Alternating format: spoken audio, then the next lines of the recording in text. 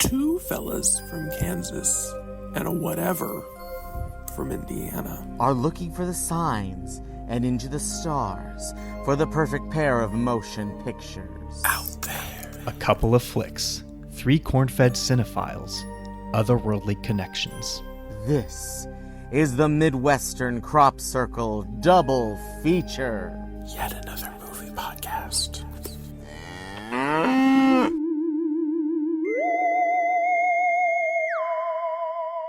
Welcome, ladies and gentlemen, and thems and theys. Welcome to the Midwestern Crop Circle Double Feature. And that may be the first time I got it right on the first try. Well done. Because I had to really think about it. Hello, I am your favorite podcaster and basically the owner of this podcast. My name is Zay, and here are my 2 minions, Christian and Brett. They will speak when I let them speak. It's not their time yet. Let's just sit down, relax, have a nice cup of tea. Just close your eyes. Even if you're driving, close your eyes. Delilah. God damn it. That gave me so many flashbacks. Before we were talking about like grocery stores, my parents, we used to go shopping late at night because there weren't a lot of people at the stores. And like on the way home, you would hear exactly that. And then Delilah. Do you both know who that is? No. Never heard Oh of my this. God. Literally, no. What Zay was doing, the whole like, get yourself a cup of tea. It'd be like, get yourself a cup of tea and just know that you are loved. You are worthy of everything. And just sit back, relax, and enjoy the wonderful, non-sombering sounds of everything that's given to you in the world. Shouldn't you? And then we'd play like something like, I don't know, a 90s, like a calm song. I love that. You don't. Oh my No, God! no You idea. are gonna get a lot. You're gonna get a lot of videos from me in the upcoming days. I love that, though. So this wasn't like a local station. No, she's syndicated. She's on TikTok now and everything. Oh. Like she is. It's one of those things where it's like millennials who remember her are bringing her back. Of like, we remember you, and she's like, I never really left, but thank you. Wow. No, I've never heard of this. Yeah. So wow, that's crazy. Okay, well, Delilah, if you're out there, girl, what's up? Did y'all? So yeah, there's our small talk. I thought our small talk was going to be the movie that's changing the nation right now. Melania, a new film. Oh, I thought you Oh, were. God. I thought you were going to talk about Iron Jaw or whatever it's called. Iron Lung. Did you show either of those two? No. Well, Melania, we would never show. The Iron Lung, people were like in our DMs and in our emails. They even called us, and we're like, "Will you guys show it?" And we were like, "It's awards season. We'll try." And then What's the story behind that? Like, what is this? it is a video game. Markiplier. Do you know who that Oh. is? YouTube? Yeah. Yeah. So like for the Okay. longest time, I thought he was like this one good-looking guy. It turns out that was a porn actor. Whatever there. But like he played this video game and he's like, I like this. So he like self-financed it. He made it himself. It made 5 times its budget over this weekend. Everybody knows when we're recording, it made 5 times its budget. Wow. Yeah. Yeah. And there's some box office estimates saying that it made more than Send Help by like 7,000.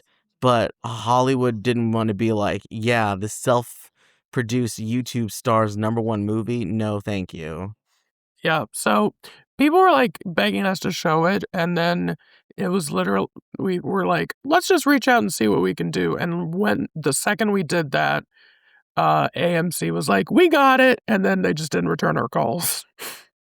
So, I don't know if that's related or not, but That's interesting. I've heard it's not good. it's probably just for the fans.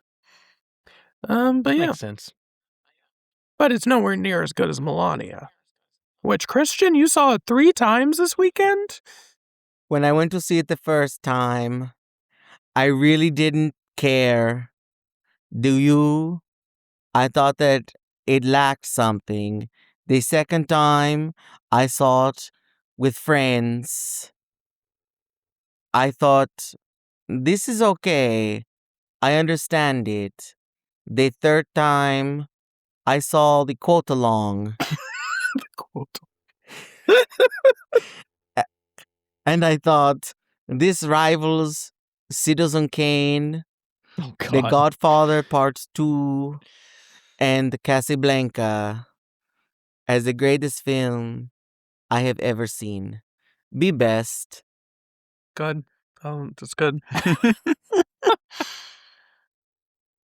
The fact I said the quote along. No, that's 'Cause I'm good. thinking of That was good. That was good. I'm thinking of Alamo Draft House because they would have a quote along. God, could you imagine? Okay, so I think I told Brett, but I showed Toby more so. Like the show times for it though were pretty sold out. Yeah. Here in the Kansas City area. It was weird. Okay, so I figured out why. This is the AMC that's like 5 minutes away from me. All of their screenings were sold out. But when I looked at AMC's elsewhere in the city, there was like barely any sold. And then I remembered that we're the northernmost AMC, and so we're the ones closest to like the rich like suburb to city, like Carmel, Indiana. It's the one closest to Carmel, Indiana. If you know anything about Carmel, Indiana, it's Eagleton in Parks and Rec. So it's our Leewood out here, which is why That's good. everything was sold out at Leewood. Yeah. That makes a lot of sense. Leewood, of course, being where Travis and Taylor live. Also, everybody listening, Christian's getting lit tonight. I got me manly beer. Look at that. Manly beer. Wow. Look at Got that. a cowboy on it and everything. Manly beer. It says it right there. Low sodium. Beer.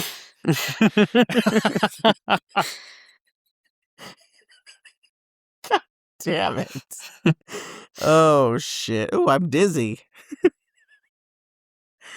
Okay. Wow, Well, we got the giggles for 2 very funny movies. Yeah. oh. I like how looking at the little sheet here, nothing was filled out. I mean, it's not my fault. This was sent like 5 days ago. It's more of a suggestion at this point. Is this our 10th episode? It is. Oh, wow. Look at us And go. thank you to all. How many people listen to us? 10? Like 10. Thank you to all 10 listeners. Now wait, Brett, is that like on the episode it says 10 people listened, or is it 10 subscribers? Oh, on the episode, 10 people listen. Okay. Yeah. Because I'm like, if it's 10 subscribers, then not all of them listened. One of which is me, Melania. Thank you, I Melania. find everybody here pretty entertaining. I don't know. It saves me from the mundane job I have to do every day. I don't know where your faking voice it. is going. All right. Well, Zay had this one, y'all, so buckle in. Y'all ready for us to get into the nitty gritty and the sticky wicky and the beehive? Let's do it. All right. Picture it. Spain, 1973. A movie by Víctor Erice. Erice? Couldn't tell The you. fact that you're looking at me. Oh, do you mean? I'm looking at my screen. What do you... feels targeted. Anyway. It's probably Erice. What? You glitched out. Just keep going. Okay. Keep going. Okay. I don't know when the movie takes place, though. I forgot to look that part up. 1940. Oh, okay. Thank you. What? After the Spanish Civil War, when the rebels lost and the Franco... Brett's waving at something. He's waving at the ghosts in the basin. And the Franco revolutionaries took over. It's historical context. Oh my Some God. of us enjoy the history of Spain. I was going to get to all that. I just forgot the year. 1940. Oh my God. You know what? The manly beer is taking over. There you go. The testosterone is just all over the place. So basically, it starts out with this woman talking about her childhood, and she's like going to go visit her father for the first time in who knows how long. And basically, that's just like drapery. We don't really go back to it much except for like narration. But we go to this small village, and these kids are so excited because a movie has arrived. They don't really have a movie theater. They just have like film reels that come to their village, and then they'll just show whatever movie they receive, and the entire village comes and watches the movie. Just so happens this movie is James Whale's Frankenstein, 1930. So it's taken them 10 years to get Frankenstein. And it's a mix of all ages, of all backgrounds. Got the old people in there, got the parents, we got the children. And what we're focused on is a child named Anna who is having an existential crisis while watching Frankenstein. Like, she's amazed and she's loving the movie, and then suddenly in the original film, I'm sorry to spoil an almost 100-year-old movie, Frankenstein kills a child, throws her into a lake, and she drowns. And she's just like, why would he do that? Why did she die? And her older sister's like, oh my God, I'll tell you later. And she's like really engrossed in the movie, but this girl's like freaking out. And it's kind of like changed her whole like outlook for the rest of the film. And there's like, they also have a father. He's a writer. He's like struggling to know how to be an artist in like post Spain Civil War, because there's still fascists around, even though the Franco regime has been ended at that point. But things don't just no, it's still going. It's This is still the going. very beginning of it. It was the It starts. Start shit. Now I look like a fool. I think it's also because I'm confusing it. I'm confusing it with the movie coming out as it ends. Right? It's ending around the 70s. This movie? 75, so they have like 2 more years. Yeah, so the actual release. Yeah, the actual Gotcha. release. Yeah, Yes. Okay. I took a crash history course today to try to not sound like a fool, and you guys are just more you're more historian based than I am. Sorry if we love our people. So Are either of you Spanish? I'm not. I thought you're Mexican. what is it? My last name side is more traced to Spain. Oh, okay. I didn't know that. I didn't know that. Yeah, that's also why I'm always like, I feel, I don't know. We'll get into that later. Okay. Never mind. But yes, Okay. it can be traced more to Spain. Okay. Well, good to know. I know, Christian, like, you were the first person to bring this up to me a long time ago, actually, because you were, like, studying this for something way back in college. I mean, probably because I took, like, a Latin American film class, which, I feel like I would have only...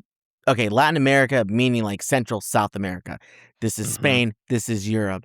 But at the same time, the things that are going on in here, which is a civil war in Spain and all of that, related very much to what was happening in South America. So I feel like that's where I would have learned about Sure. this movie. I've learned traces of it mostly because there is a film professor who shows movies at Can for her class.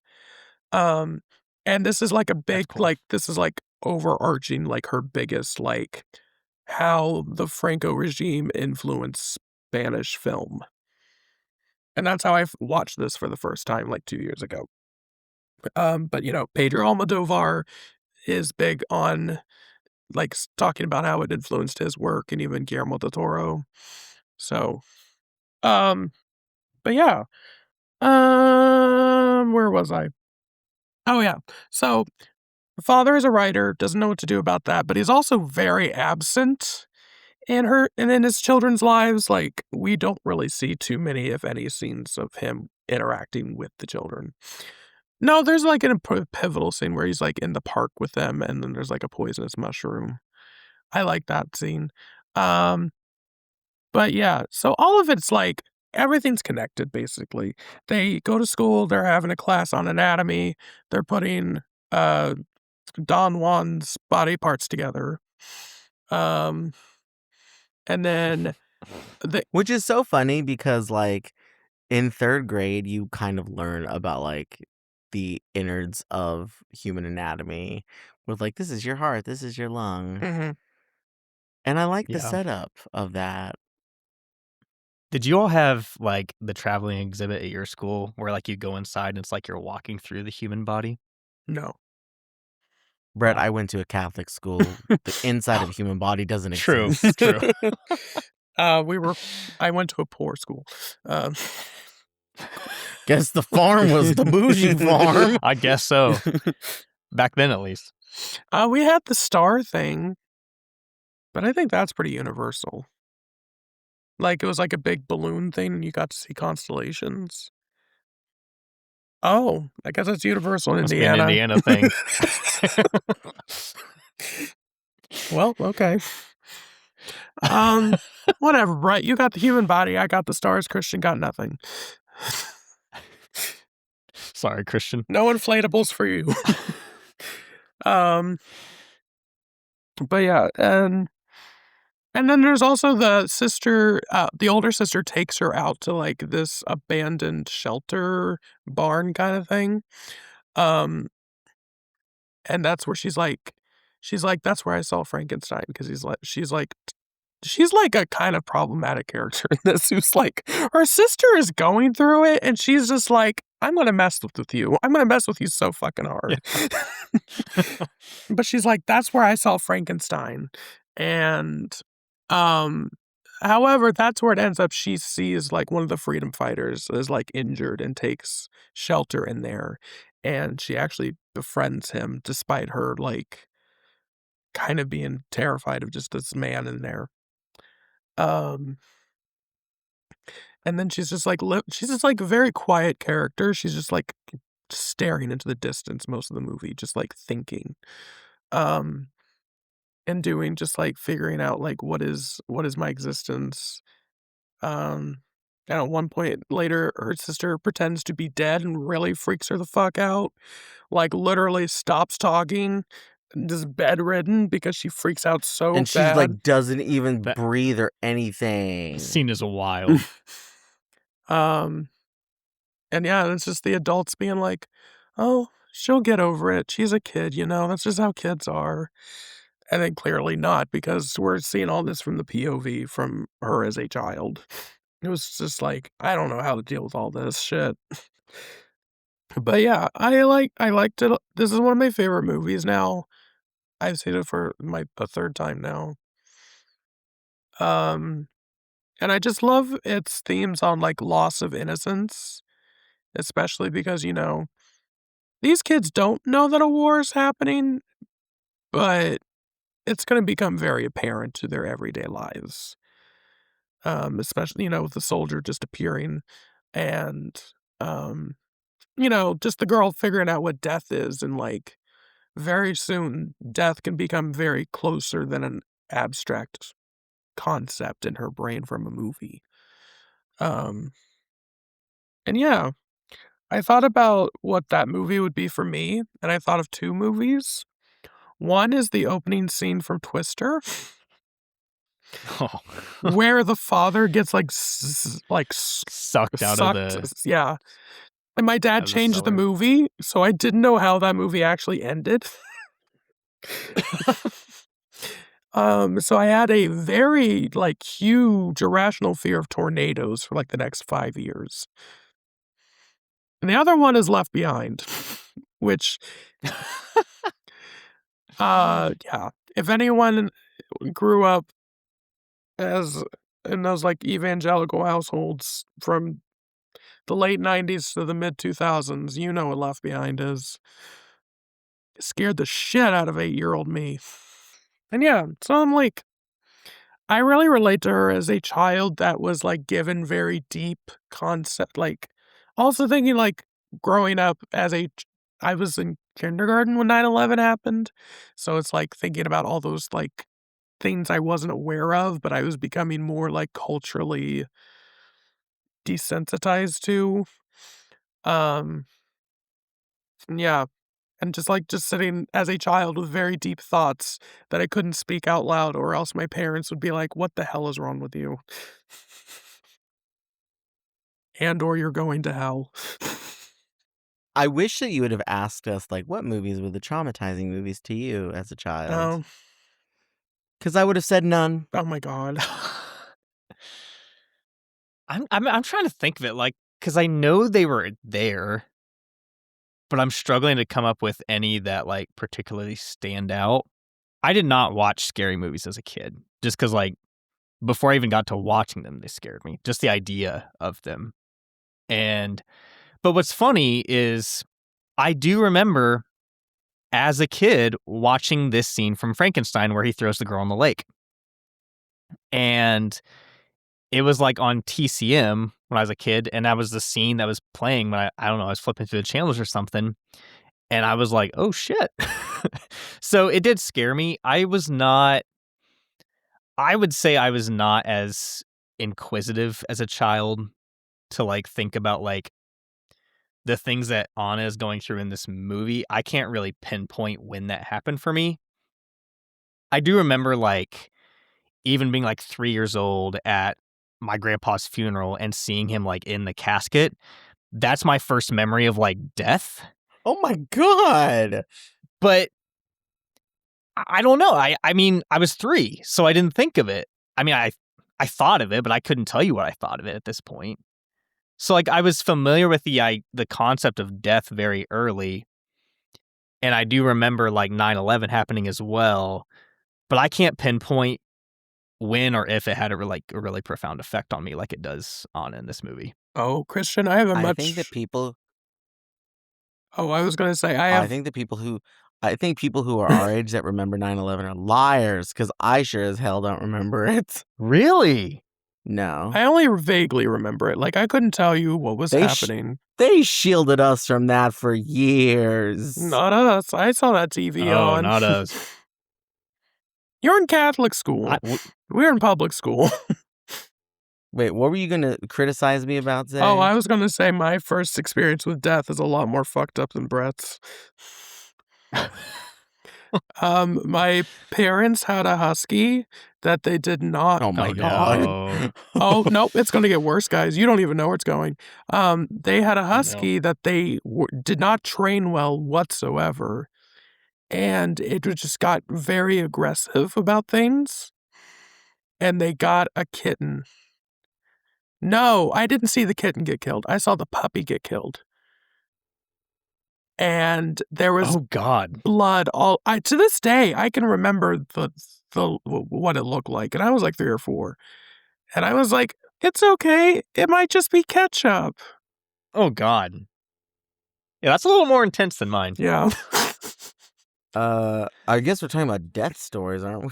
I mean, that's what the theme of the I mean, my first real knowledge of somebody died was my grandma in 2014. Oh, wow. And then, I mean, I saw my mom die, so there's kind of that. You heartless monster. Oh my god. So yeah. I think we were more so like early traumatizing. Not to The take. concept I of don't know. death. I don't know. Like, it's never occurred to me. Like, I watched so many fucking movies I shouldn't have as a kid that I was desensitized, I guess, until it actually happened. That's fair. Yeah. I think for You me, like the know? thing with my grandpa was the first time I was aware that people could die and that was something that happens to people or individuals. I will say that, so like my grandma who died in 2014, we weren't there for it because we were estranged. But my grandma who died in 2018, I think that's really where it hit me because I saw somebody in a casket and I was like, whoa, this person looks different. Yeah. That was freaky. Yeah, both my great grandmas had died, but my parents didn't take me to either of their funerals. So I didn't go to my first funeral until I was in 9th or 10th grade. And that was my wow. that was my grandfather. Hmm. But yeah, so like death up to that point was like only the animals that my parents did not take very good care of. Oh my god. Woof. Wow. So this movie, eh? Anyway. Wow, this is damn. And then I saw Coco. No, another thing. I cried at Toy Story 3 because I thought they were all going to die. And I'm like, what is this? What is this feeling I'm having? That's the first time I ever cried in a movie. Same, I think. Yeah. Yeah. Yeah. I guess Spirit of the Beehive was pretty good, but damn. I even wrote in my review, I don't think I'm smart enough to get the meaning of this, but fuck, I guess we did right now. Welcome to Therapy Talk. I mean, that's what the movies are for me. I can't afford therapy. I mean, I wrote in my little letterbox review, I thought this is about loneliness, which it definitely is. Sure. Yeah. Because this little girl, like, post seeing Frankenstein is lonely. A conversation I had with Toby was very brief, but I was like, I cannot believe how many people were so fucked up with Frankenstein in the 30s and 40s when they first saw it that it scared them to death. Like, because I know the biggest story is Gene Wilder and Mel Brooks were very terrified. Gene Wilder enough so that then he wrote like one of the greatest movies ever, Young Frankenstein, directed by Mel Brooks, to be a comedy parody of it all and stuff. But it's like nowadays we would just see it as like, oh yeah, okay, cool movie. But back then it's like, holy shit, this is gonna happen to us. There's going to be this strange monster out there. Like how, what's her name? Her name is Anna, right? Yeah. Like what Anna thinks and everything, and just the darkness of it all and stuff. And I'm like, that's so funny to me that people were so fucked up by this. Yeah. Also, Spanish translation wise, the intro to Frankenstein in this was not like the perfect translation, because I just noticed that at the end when the narrator's like, well, we warned you, it wasn't put on the screen like that with the translations, and that was me going, I wonder why they did that. I wondered that too, because I did watch Frankenstein last night. Just a refresher, I guess. I don't know. And I wondered what would they have changed, like in the dubbing, just to be like, who fucking cares? We're just gonna say what we want. The other thing too is the version that she sees is like a censored version. So they don't actually show Frankenstein throwing the girl in the lake. It just shows her being carried later, which I found significant because, like, especially when Anna is asking later, why did he kill her? She's not seeing the version of Frankenstein that we all see. I mean, it was enough. Just the notion of it. Yeah. This whole talking about death thing ruined my joke I had too, by the way. Because it was going to be something along the line. I'll just say what it was. It was going to be like, what'd you think, Christian? I was going to be like, well, shit, I must have watched a different movie because all I heard was Seinfeld talking as a bug and, oh my God, fucking Renee Zellweger. Jesus. You said to watch the B movie. Oh my God. But then you went to death and I didn't think it was appropriate.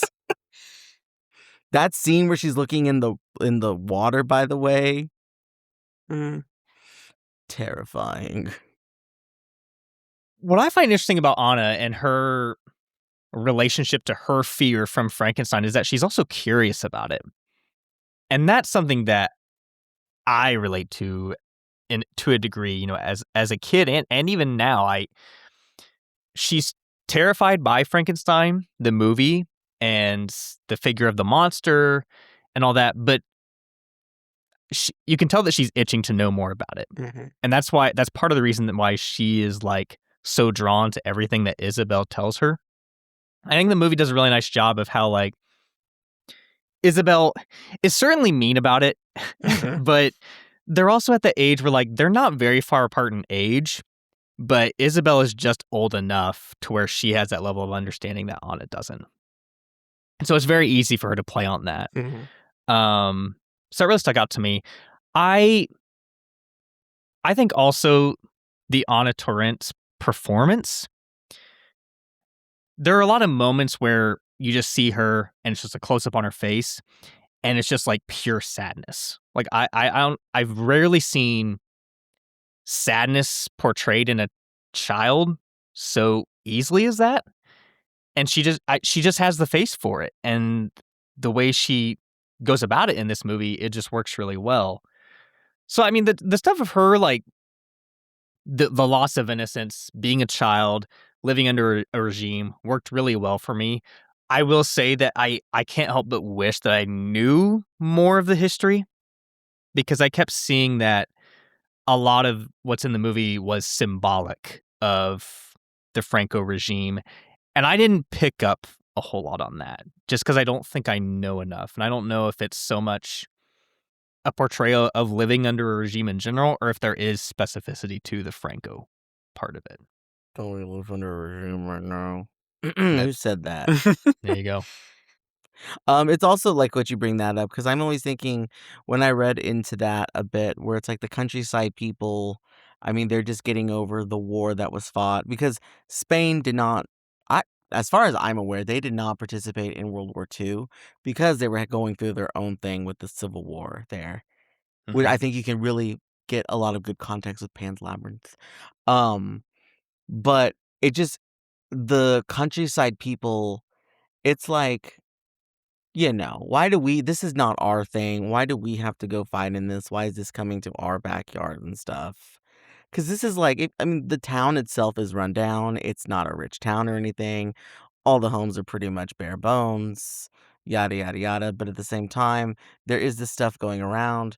The guy jumping off the train who Anna runs into, who's escaping from all of this. Like, it's the presence of this war and the ending of this war that didn't turn out for a lot of people what they had hoped and stuff is there.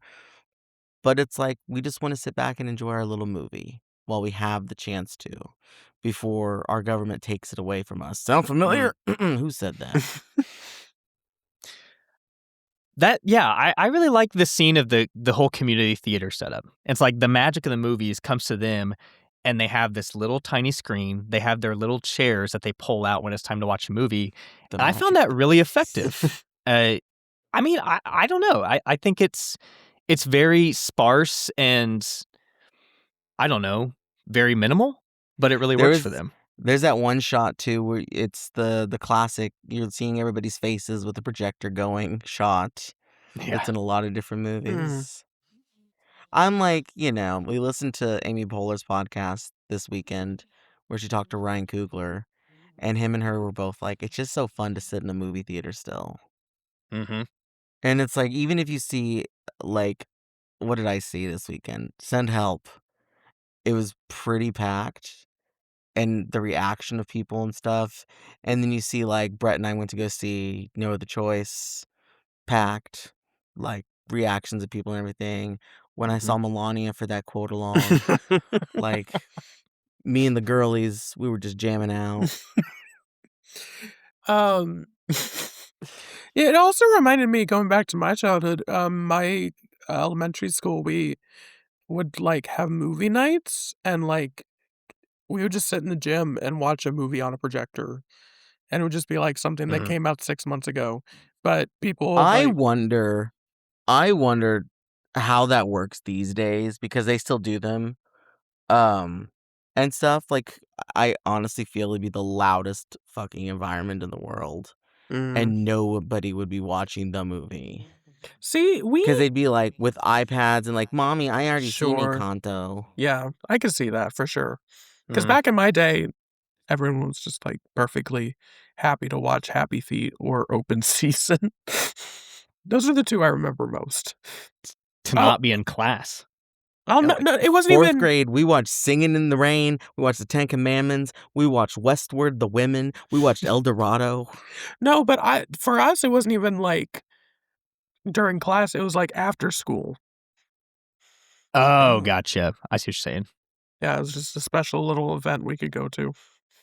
Ours was like every year, right before winter break, the local theater would play a movie, and the whole elementary school got to go. And sometimes it was something older. Like I remember one year it was like one of the Air Bud movies, but one year it was the Polar Express, which was new. Okay, and that was a big deal. We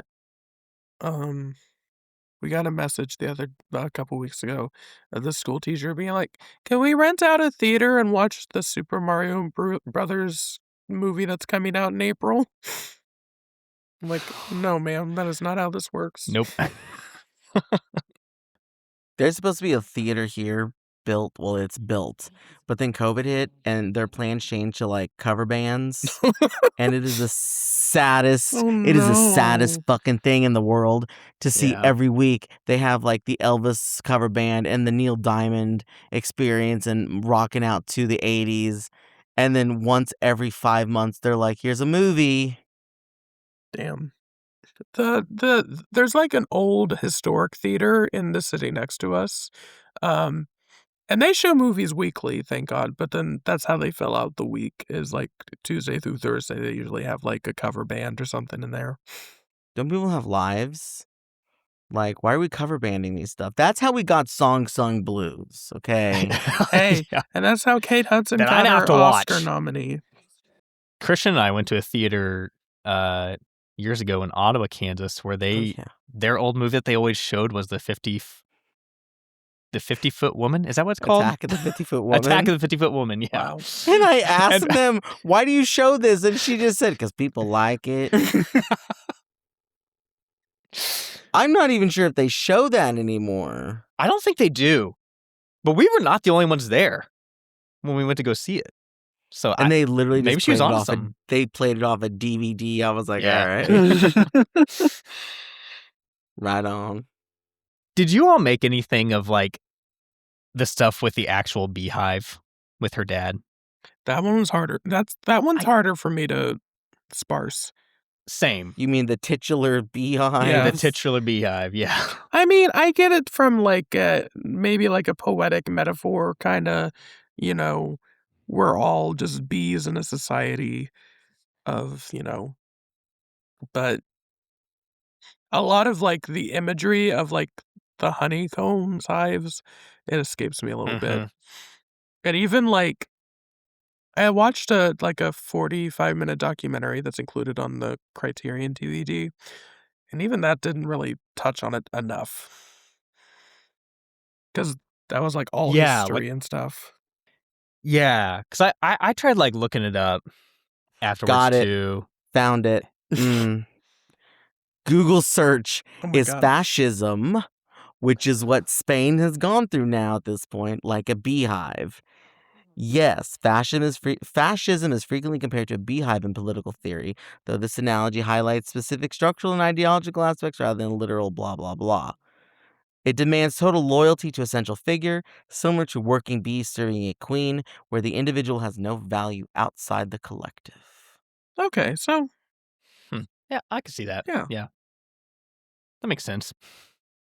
The surest, quickest fascist way to earn a buck. Those were Italian war bonds that Sophia purchased on the Golden Girls. That's right. I really like this movie, though. I really like the idea that it was made, like you said, towards the tail end of Francoist Spain. I find the history of it interesting that it was able to be made at all, for one. I was reading that they're basically like, yeah, we don't like it, but nobody's going to see it, so go ahead. But yeah, it's lived on, so. Well, I mean, it was very cool. popular outside of Spain. And then they were like, no one in Spain's going to watch it. They're just going to be like, it's like artsy fartsy bullshit. Did we watch this on the Criterion channel? I Yes. have a Criterion DVD of it. They've never turned it to Nice. Blu-ray, but I was like, Oh, I want it, so the DVD looks good, so I'm not. Have either of you watched the director's other movies? I've only He seen doesn't have very many. I've only seen one, and it's the movie that comes after this called El Sur. A lot of similar themes. This one is a lot more focused on the relationship of a daughter and father, like more like directly about a daughter like realizing her father's just a person, and like he's not like extraordinary. He's just a man. That one's also Interesting. very good. I like it a lot. I didn't realize that this director's still alive because there's 2023 on here. Mhm. That was surprising to see as well for me. And Anna Torrent is in that movie. Oh, yeah, she's been a working actor ever since this movie. I like the fact her name in this one is also Anna in this newer movie. Her name's also Anna in a movie called Veronica that you've seen, Christian. Oh, okay. Yeah. So I think this is like a cinematic universe. The one that is supposed to be like the scariest movie of all time, and I was like, all right, this is not that scary. Oh, I remember that. That's why I remember I do enjoy me some Spanish horror movies. All right. Well, anything else we'd like to touch on? I can say I've finally seen this. Same. Good stuff. I really liked it. Then goes to our next film, which is a film Christian recommended to me over a decade ago. And I have not seen it. Oh. And I have not seen it once since then. But neither is Christian. By the way, this is Brett and I's 10th anniversary this year as well. Wow. It's true. It's true. But it is Gods and Monsters. Did I really recommend this to you that long ago? I think so, yeah. Damn. It is by filmmaker Bill Condon. It might be his only good movie. Hold up. There's Dreamgirls. Dreamgirls is... Yes. His career is fascinating. I was just looking through the filmography earlier. Let's see. We got Breaking Dawns Part 1 and 2. We got Beauty and... Oh, Lord, that don't... Dreamgirls. The Good Liar was decent. Kiss of the Spider Woman. Girl. Not that. But he also wrote Chicago. Yeah, but I do love Chicago. Chicago's already written, though. Well, he adapted it well. I do think he's a better writer than he is a director. I'll give him that. Even then, though, not always. He gave us the plot twist of the century with Breaking Dawn Part 2. I don't know if that was him, though. He wrote it. Well, maybe. I don't know. Anyway. Keep going. This was early in his career before all of those movies we just mentioned. 1998. It is starring Ian McKellen as James Whale, the director of the aforementioned Frankenstein 1930, as well as Bride of Frankenstein, The Old Dark House, The Invisible Man, Showboat, and all the other movies we remember. And Brendan Fraser as a working class gardener. And shit, which Redgrave is it? Lynn? Vanessa. Lynn. Oh my God, I almost said Vanessa. It is Lynn. Okay. Lynn Redgrave as the homophobic housekeeper. The homophobic German housekeeper. And isn't her name Hannah? Yeah. Because if you ain't a German homophobic housekeeper named Hannah, then I don't know what your name is. um, but yeah, not a very plotty movie, but it's basically James Whale. He's old, he's retired, he's had a health scare. He's just kind of cooped up in his house. Um, and that's when he meets his new gardener, played by Brendan Fraser, who was hired by Hannah to take care of the lawn. And immediately, uh, Jimmy sometimes gets a boner looking at him and then looking. You know what's funny though? When I first saw Ian McKellen, I was like, oh, he's young in this one. Because, like, this is, like, before Lord of the Rings and X-Men and all that. Um, only by a couple years, but still. And we see, like, a lover who really is not a good lover for him, in and out real quick. And then he meets this, like, young journalist who just wants to talk about horror movies. And I don't even know journalist. He's a student. He's a student from the university. He just wants to One of the talk about most one of the most punchable movie characters maybe ever. and you're like, the things he goes through, and he's like, he kind of deserves it. Wow, you would want to punch somebody who is clearly queer, subtext coded, whatever the word is. Subtext coded. But, like, he has, like, It's the beer, okay? no self-awareness whatsoever to that kid. But he does come back in None. kind of a really funny moment. Funny, sad moment. And then that's when he decides he wants to get to know the gardener better. Clay is his name. And then he's like, I wanna draw you, I wanna paint your picture. And then Brendan Fraser's like, whatever's a dollar's a dollar. I think this takes place in, like, what, the 60s? 70s? I think late 50s. Late 50s, okay. That's when, because I wasn't entirely sure either, but I'm pretty sure James Whale died in like 57, 59 maybe. Christian's not here to yell at me. 57 was when he died. 57. Okay. So this is, like, mid to late 50s. Yeah. So I guess it would be 57 then because, yeah, it's not a very long chronological, yeah. But yeah, so then he's just, like, talking with Brendan Fraser's character, goes back and forth, back and forth. And mostly just talking about his life and where he is and, like, childhood trauma of it all. But also recounting making the movies that made him famous.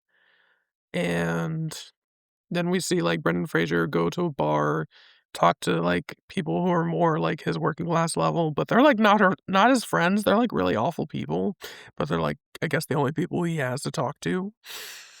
Um, and then yeah, the two of them get a lot closer, even though Brendan Fraser's like, I'm not gay, man. Okay, it's two of you are, but I'm not gay. I'm not gay.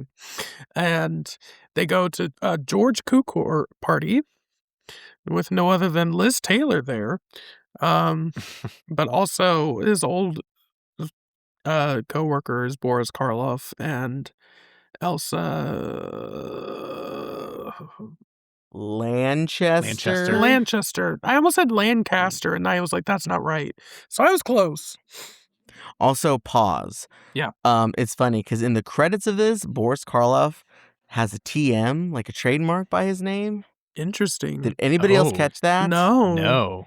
Okay, I did didn't. yesterday. I was like, wait, what? I don't know. I didn't look it up, but I was just like, oh, okay. All right, continue. It's a brand. You know what? I'm going to look that up. His estate is wild. Anyway, and that's when the fucking student comes back and he's working for Q-Core now. And he's like, I gotta get a picture with the monster and the bride and the director. And yeah, and that's when I don't know, I kind of vaguely said it, but the whole time, like, James Whale, he's like post, like, minor stroke. And so he's, like, getting very anxious about life, and he's, like, worried that his brain is being affected by it all, and he's been having, like, hallucinations of his past mostly. And it all comes to a point when it's, like, just him and Clay left alone in the house, and he makes a move on Clay, and it really comes to feel like he wants to be just like murdered by Clay just so he can get it over with. Um, but then Clay just kind of realizes the situation and is just like and just feels pity for him more than anything. And then James Will passes away. I think it's an interesting look at a director's life, especially one that people would not know right off the bat, especially in 98. Because, like, you would go up to someone and be like, hey, do you know who directed Frankenstein? They'd be like, no. Other than, like, movie people. But, like, if you went up to a normal person, even in the movie, the people don't really know who James Whale is. And it's only, like, 20 years after the fact. But, yeah, it's just a very interesting look at a man who had very big successes, but he seems to be very annoyed by them because they're bigger than him. They're more it's more like the legacy they've held on to that really he had not as much to do with other than, like, creating the monster, like, visually. Though, to what degree that's true, I don't know. But I found it just, like at the end of the day, I liked just Ian McKellen playing James Whale as an old man who just is talking about things. I think that's the most interesting part of the movie, honestly. Um, I think sometimes when it gets to, like, "Hey, remember Frankenstein?" I'm like, "This feels a bit, like, studio notey of just, like, make sure the people who wanna be here for Frankenstein get some Frankenstein out of this." But overall, good. I think there's a much worse version of this movie. Um, there's probably a slightly better version of this movie too, but coming back to it, I was a little worried that maybe it didn't age so well. But honestly, Ian McKellen as James Whale is so good, and the writing is pretty good all around. I said this in my Letterboxd review. Brendan Fraser is not bad, but he definitely feels like the weakest link from, like, our three main actors, I think. He feels very out of place in this movie. A little Yeah, I bit. think he's kind of miscast. I'm not sure at this point, like, he's coming off a year after Georgia the Jungle, which is super successful, and a year before The Mummy. But, like, at what point is he, the star money-making person for this movie? Right. That's what it feels like. They just cast him because they're like, he's gonna be somebody someday. And it definitely feels like he's like, "I wanna do something a little more serious." And this is his take on it, which is yeah. Does anybody want to know my secret movie? My secret story with this movie? Oh, you Tell hinted it. at this. Yes, this used to be shown on IFC channel a lot.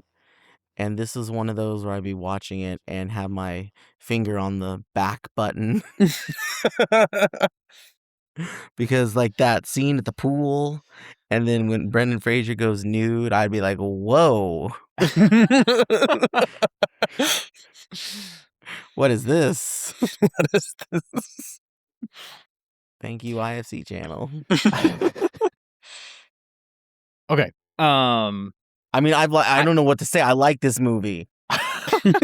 I've seen it before. It's good. There, boom. James Whale, Ian McKellen's superb in this, Wait. I think. Christian, were you being serious when you were like, "This man's a homo"? No.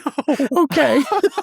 No, when we were watching yesterday, that first scene where he's kissing his lover, Toby's sitting there and I'm sitting there watching and I go, oh my God, what? Could you imagine if there was a Harold moment where they didn't know?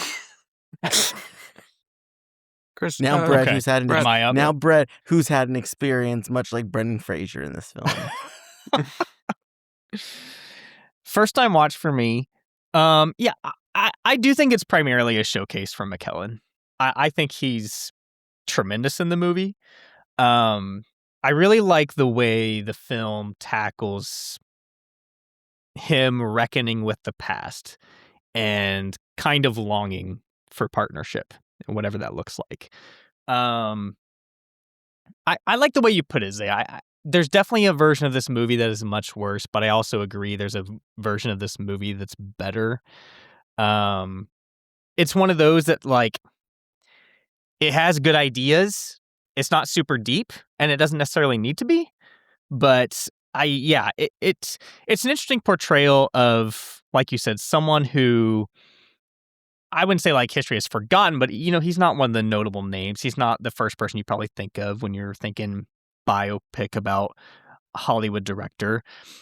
It didn't, and I think because it didn't feel to me like it had some of the trappings of other biopics that I've like grown to be really annoyed with.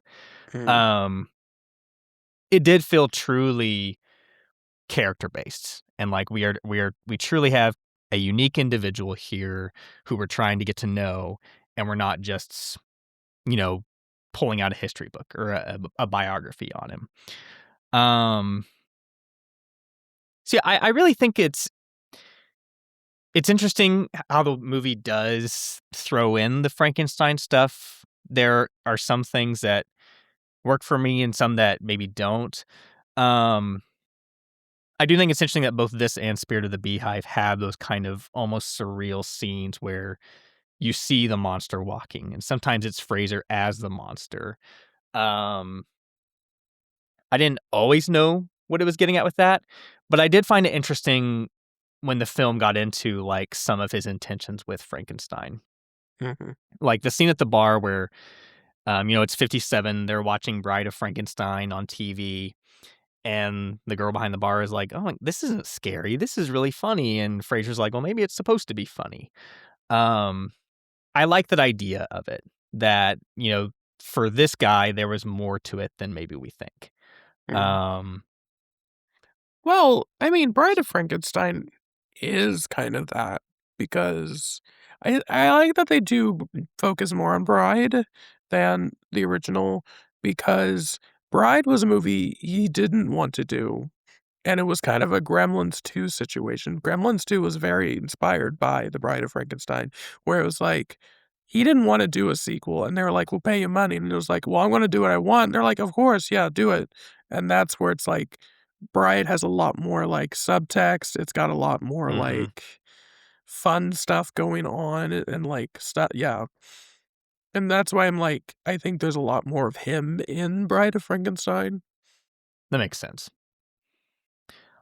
This is not a movie that I look to for like technical achievement, but I thought it was pretty poorly shot at times. That's the at Bill times, Condon of it all, I think. Yeah, I think so. At times it was like I was watching a 2026 movie because the lighting was not good. And I was like, are they supposed to be invisible right now? But I can't deny that it took me out of things every now and then, because I'm just like, oh my God, somebody appropriately like this thing. But Anyway, DP Christian Ramos is here with us. He was 4 years old when he shot Gods and Monsters. Brett, you know nothing of my work. Asshole. There was room for improvement. We'll leave it at that. I found this because I've always known this story. So, McKellen, of course, being nominated for the Oscar for this, right? This is a story when he was nominated. It says before, and this is Nick Nolte talking. He was nominated that same year. He said before the show, Ian came up to me and said, "Nick, I don't care if you win or if I win or if that guy with the bald head and the swastikas wins." Edward Norton, nominated of the year. "But if that little Italian fart wins, Roberto Benigni, I'm gonna have a fit." And then guess who wins, of course. Yep. And Nolte goes, "He sought me out and said, 'I'm so sorry.' And I wonder how sorry he really was." That's amazing. It says McKellen, Nolte, and Norton met at the bar and began mocking each other for losing. That's incredible. I love that. I hope Redgrave did the same thing. Wait, this is connecting to another film we talked about. It says Benigni's second acceptance speech was even more delirious than his first. The first one is when he steps on the chairs. The second one is when he talks, but it's crazy. It says, in the wings of the stage, Randy Newman and Peter Gabriel waited for the actor to finish so they could perform That'll Do from their nominated song from Babe, Pig in the City. Wow, what a full circle moment. And I intended to do that. I'm so glad Christian figured it out. There you go. Oh my god, that's great. But yeah, so there's that. I feel like at this point this podcast has turned into Christian and Zay show Brett movies. I'm already looking That's what for. I'm here for. I'm not even next, and I'm already thinking of my next pick because I'm like, I need to go with something that he hasn't seen. I'm all for it. That's what I'm here for. Well, since we're 10 episodes in, I'm going to look at the stats and see if there's any remarkable connections I haven't made yet. Okay. My Family and When Harry Met Sally was done by the same casting director. There you go. Oh, and When Harry Met Sally and Cruising had the same sound person. Maybe When Harry Met Sally is the web that connects us all. Good Yes, Lord. because the person who did makeup on the Amityville Horror also did makeup for When Harry Met Sally. How are you getting these though? On Letterboxd. You go to how? You go to the list and you click on stats. Oh, I forgot about that. Oh. Yeah. Oh, I forgot you could do that now. I need to update my list. That's all I got. Okay, that's hilarious though. It all ties to When Harry Met Sally. Kinda, yeah. It says for the highest average was The Apartment, the lowest Venom, There Will Be Carnage, the most popular Shutter Island, and the most obscure Good Ol' Alf. Our oldest film comes from 45 with Spellbound. Our newest is 2021 with Venom. Our longest was Fiddler at 181 minutes, 3 hours, and our shortest was Alf. This is cool. Okay, we're going to start updating this. Yeah, we'll have to keep up with this. I will say every time we watch The Bride of Frankenstein and they go, gods and monsters, I'm like, just like the movie.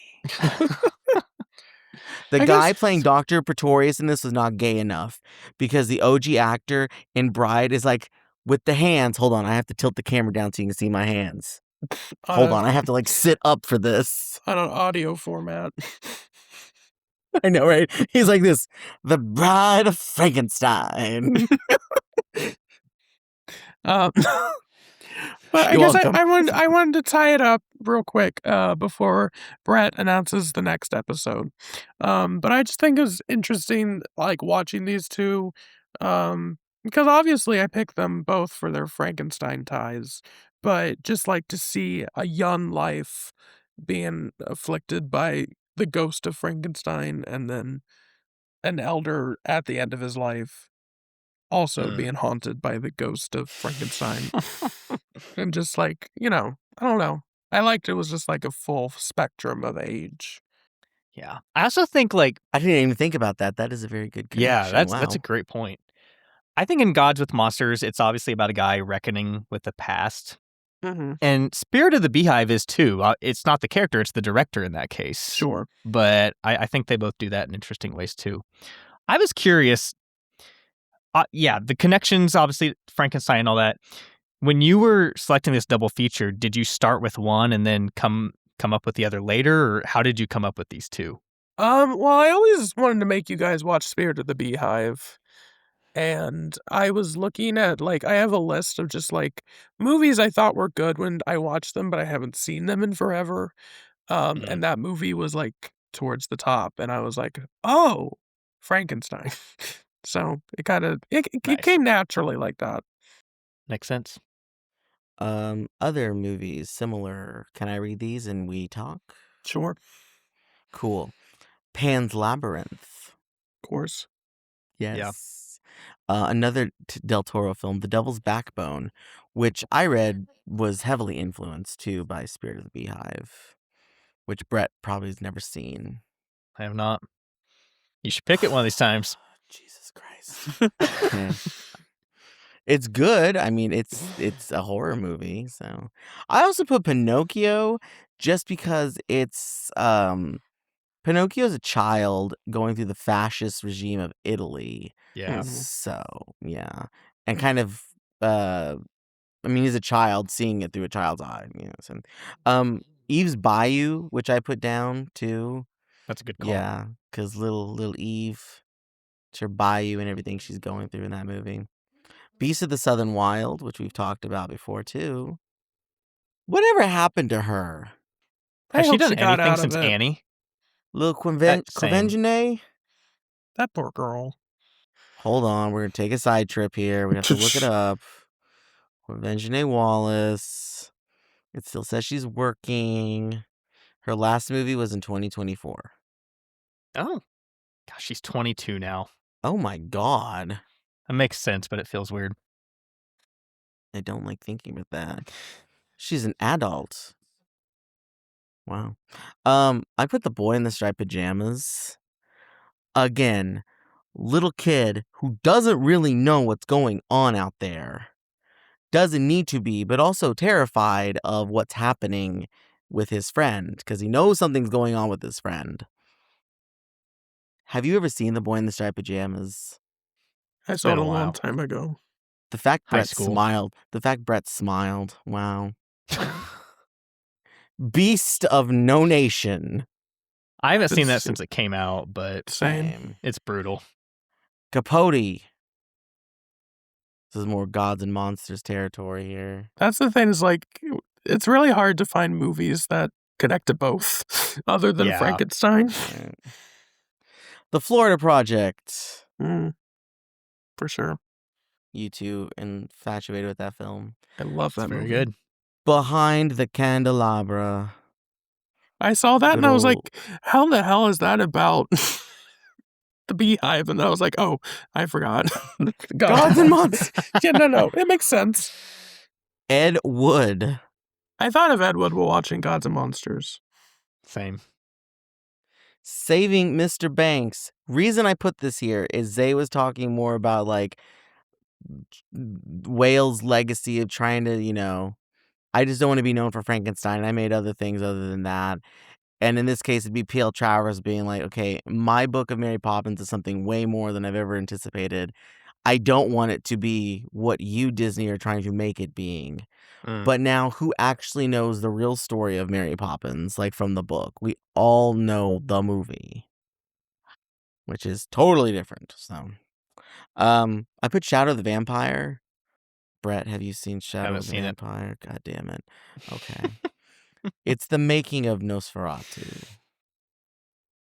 So, That makes sense. I'll also put Hitchcock and what he did to make Psycho. I guess you could also put The Girl, but I don't like that one as much as Hitchcock. Cinema Paradiso. When I Great talk movie. about a film, that's a film. That's a film. Parallel Mothers. I'm assuming Zay put that. I did. More so the Beehive part, but yeah, that's a lot of. El Sur, which Zay spoke about. That's the director's runner-up feature to Beehive. And Sentimental Value, which is our most current of the films. Yeah, that was the one where Good I was like, call. it kind of does do both. Yeah. Because the movie that the daughter, the sister was in reminded me a bit of Beehive. Yeah. That's a good call. Did you see recently what the name of the movie that Skarsgård's character is written, what it's called? No. I did, but I can't remember. It's something to do with the house, Yeah. which is like even the house is such an important thing. So there you go. All right. I'm nervous as usual because it's not me. Maybe you should be this time. Oh, no. Oh, no. Wait. Wait. Sports season's coming up. He's going Yeah, I to make was us about watch to say, something sports. Brett, is Christian in trouble or are we both in trouble? Actually, Zay, I think you are. Oh, Christian, God. I think you might. Christian, I think will actually like at least half of this. God damn it. Are we watching this? Are we watching Rudy? No, God, no. Could you imagine if I picked the right movie and you just like, how the fuck did you know? Wait. Let me see if I can tell you what the movie is. Okay. Let me see if I can tell you. Hold on. I'm going to look at you. Okay. Hold on. I got to go to your letterbox here. Activity. What have you added to your watch list lately? Okay. All right. Nope. Nothing. Okay. Never mind.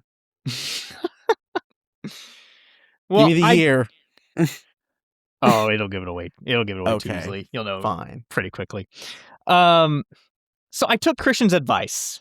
Oh, no. Never take my advice. Christian's advice was, you need to pick movies that are more fun and happy. Oh, okay. So I picked 2 pretty lighthearted movies. Wow, When Harry Met Sally really fucked you up, didn't it? Totally. The first one is one that is celebrating its 30th anniversary of its release. Happy Gilmore. This month. It is Happy Gilmore. Oh, okay. Yes. A movie that I've seen maybe more than any other movie. Is the It's next up one there. Caddyshack? It is not Caddyshack. That Oh, was the thank obvious God. pick. I didn't want to go that obvious. I also haven't seen Caddyshack in years, so I don't even know if it's... I don't remember enough. Dog shit. Anyway. Wait, is it the greatest game ever played? God, no. Okay. No. It's not golf Is it- related. Is it Happy Gilmore 2? Yes. No, it's not. It's pretty basic. I had to pick another sports comedy. I had to go with Oh. one that had kind of a similar narrative drive behind it. League of Their Own. That was in consideration, but no. I didn't want to go Brett two said no women. 90s movies. 2 90s movies. Didn't want to do that. This is the one I might get some booze. But with Happy Gilmore, we're going to watch Dodgeball, a true underdog story. What the fuck? I'm And not we're going to have a opposed, great but time. what? I'm not opposed. I liked that movie when I was 15. Me I don't too. think I've seen it since then. I have not seen it as recently as Happy Gilmore, so I have no idea if it holds up. It's been Maybe we a while. shouldn't take my advice. I'm now going to sort this by lowest rated first and see. We went from the spirit of the Beehive. Hey, we're breathing new life. We're getting fun. We got to have some more movies that some of us hate, you know? I It's don't gonna be hate great either of conversation. those. I love Happy Gilmore. The last time I watched Happy Gilmore last year for 2, I gave it 5 stars. I'm with you. I've never seen Happy Gilmore, or I've never seen it. I've never seen the entirety of it. I'm sure I've seen scenes when my dad's a big Adam Sandler guy, but I don't think I've seen it from beginning to end. And don't worry, Brett. Our lowest 3 lowest movies average are is before Dodgeball. our lowest average is still Venom. There will be That's carnage. That makes sense. me and Brett have taken up the bottom 10. What else is down there? It's Venom, Amityville Horror, Bay Pig in the City, That makes sense. Dodgeball. Some of my best friends are Happy Gilmore, House on Haunted Hill, Alf's Christmas, Brain Damage, Cruising. Wait, Dodgeball is ahead of Babe Pig in the City? No, it's higher rated? ahead. It's higher rated, yeah. Wow. And who has the highest rated film on here? I like to challenge people. Nothing can There we top go. Prestige. And next week, we'll do 7 You know what? Samurai. The people are clamoring for E.T. They're clamoring for that. Is that what We our gotta build up DMs to are it. looking like? Yes. Well, no, I won't say that part yet. So There we there we go. go. It's going I to be guess fun. Brett said, let's listen to Christian for once. Never And this is before what has we he done get. You that. asked for this. Yeah, you asked for this. Never before has he listened to me. Brett literally read my review of what was it I watched last night? Charlie Brown's All-Stars, where I said, this and A League of Their Own are the only sports movies to ever matter. And Brett said, bet.